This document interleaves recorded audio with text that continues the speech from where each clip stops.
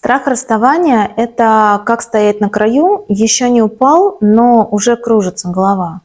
Ты держишься изо всех сил, не за отношения, за их образ. За «мы», которое когда-то грело, за «а вдруг еще получится» и за страх «а если без него пустота?». Но знаешь, что самое страшное? Жить в отношениях, где тебя уже нет, где ты подстраиваешься, терпишь, исчезаешь, только чтобы не быть одному. Справляться со страхом не значит прыгать в разрыв. Это значит медленно, шаг за шагом возвращать себе опору внутри себя, а не искать ее в другом человеке.